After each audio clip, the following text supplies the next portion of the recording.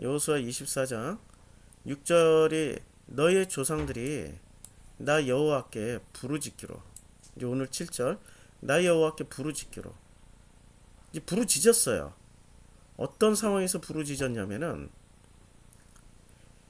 너희의 조상들을 애굽에서 인도하여 낼 때 바다까지 왔어요.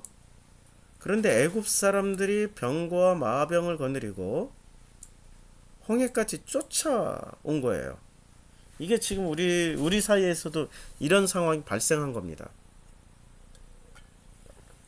이런 상황이 발생했을 때 우리가 할 수 있는 일은 그냥 부르짖는 방법밖에 없어요. 이때 부르짖을 때 뭐 멋있게 부르짖었겠어요? 형식과 격식을 차리고 온 우주의 주제이시며 하나님이시며 온 만물의 영광이시며 이 사소한 것까지도 다 감찰하시는 하나님, 창세기부터 계시록까지 뭐 이렇게 다 읊은 다음에 부르짖었겠어요? 막 뒤에서 쫓아오고 있는데, 홍해까지 쫓아왔는데 이거 어떻게 부르짖어? 아이고 살려주세요, 살려주세요, 살려주세요, 이렇게 부르짖었지. 이게 부르짖는 거야. 부르짖었더니 여호와께서 너희와 애굽 사람들 사이에 흑암을 둬버렸어. 그들의 눈을 멀게 했다고. 우리도 안 보이게 하고 그들의 눈도 멀게 해버렸다고. 그리고 바다를 이끌어, 물을 이끌어 그들을 덮어버렸습니다. 이제 이 물에 대해서 오늘 자세히 좀 말씀드린다고 그랬잖아요. 자, 이 성경에는 물이 굉장히 중요한 수단으로 쓰여집니다. 창세기 1장에서부터 보면 1장 6절 하나님이 이르시되 물 가운데, 자, 물 가운데 물이 있었어요. 이미 물이 없었던 게 아니야. 물이 이미 있었어. 그러니까 하나님이 빛이 있으라 하셨는데 빛만 있었던 게 아니라 이미 물도 존재하고 있었어요. 물 가운데 공창이 있어. 물과 물로 나뉘는 거예요. 윗물과 아랫물로 나뉘었어요. 그리고 공창을 만드사 공창 아래의 물, 이게 아랫물, 공창 위의 물, 윗물로 그대로 나뉘었단 말이에요. 그리고 하나님이 공창을 하늘이라 부르셨어요. 그러니까 윗물 아랫물을 나누는 기준을 공창이라, 처음에 공창이라 했는데 이것의 이름을 하늘이라 불렀어요. 하늘. 자, 그리고 이것이 둘째 날이 된 겁니다. 그리고 셋째 날은 천하의 물이, 하늘 위의 물, 그 윗물과 아랫물이, 이게 천하니까 하늘을 기준으로 해서, 궁창인 하늘을 기준으로 해서 윗물과 아랫물이 한 곳에 모이고 묻이 드러나라 하시니 그대로 된 겁니다. 그러니까 묻힐 땅이라고 부르고 윗물 아랫물이 모인 곳을 바다라고 부른 겁니다. 자, 윗물 아랫물이, 이제 바다의 정체는 뭐냐면 윗물과 아랫물이 모여 있는 게 바다예요.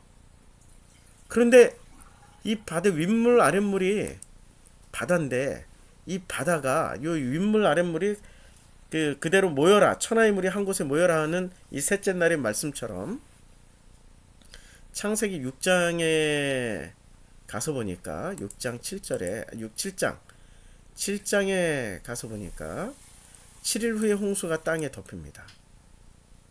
그런데 노아가 600세 되던 해 둘째 달, 곧 그달 11의 날에 큰 기품의 샘들이 터졌어요. 아래에서부터 물이 올라온 거예요. 아랫물. 그리고 하늘의 창문들이 열려서, 그러니까 윗물이 쏟아지는 거예요. 윗물 아랫물이 쏟아져서 만나게 된 사건이 노아의 홍수 사건이에요.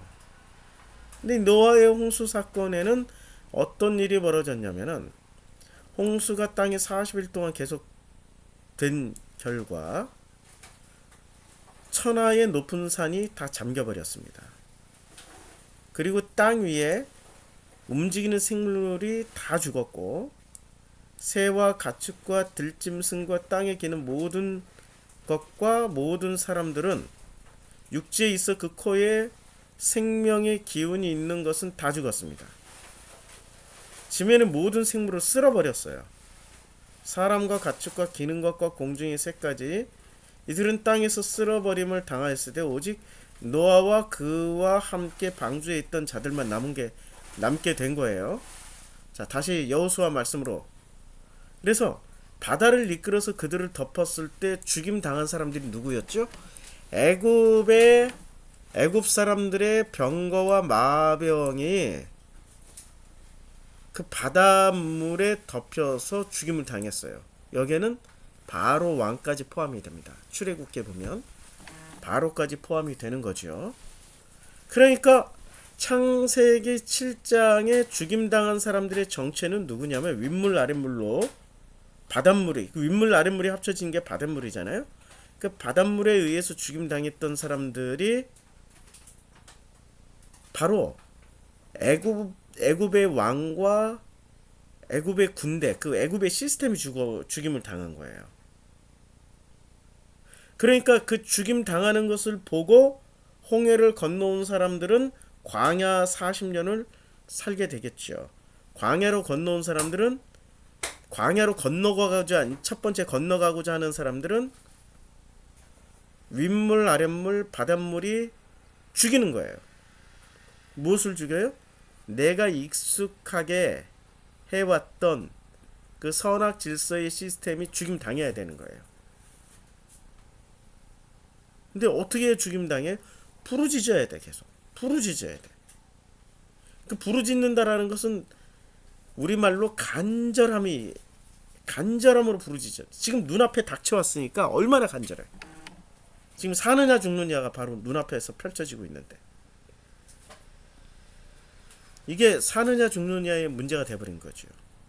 간절함이 있어야 되는 겁니다. 굉장히 중요한 거죠. 지금 우리가 살아가는 삶의 자리는 지금 가나안 정복 전쟁이에요. 전쟁터예요. 애굽에서 홍해 건너가는 그 홍해의 한 현장이고요.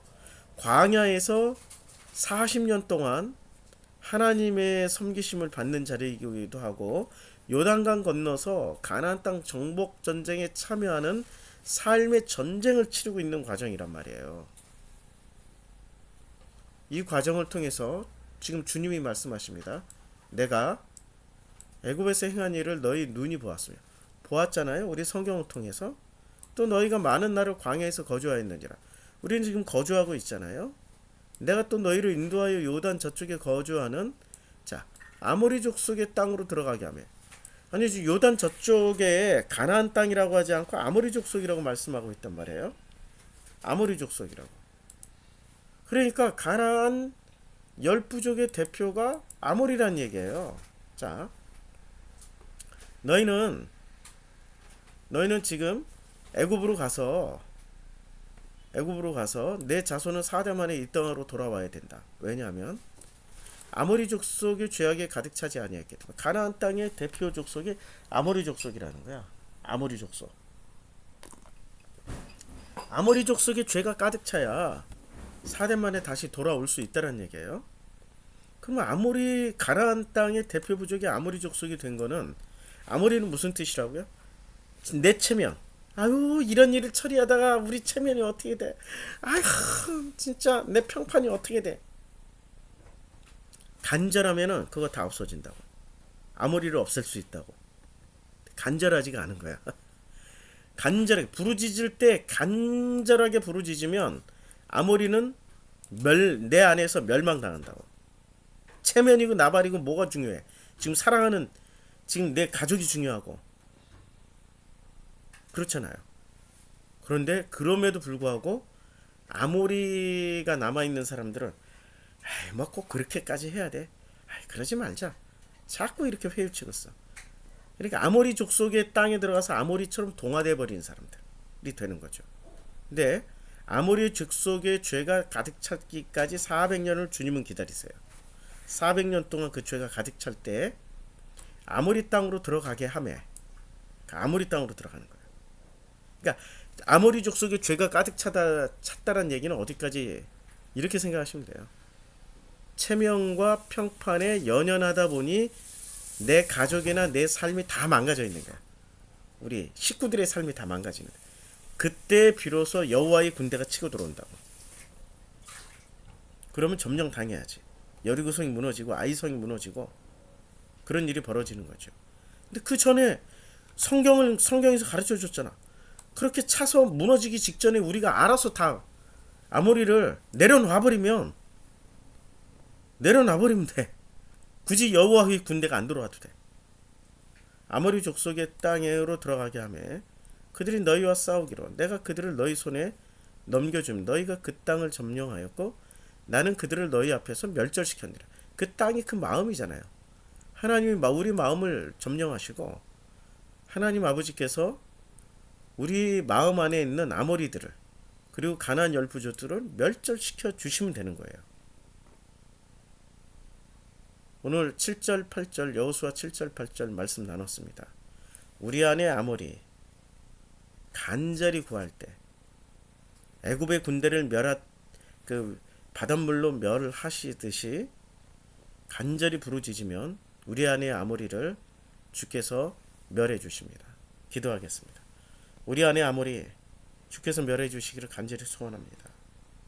예수님의 이름으로 기도드렸습니다. 아멘.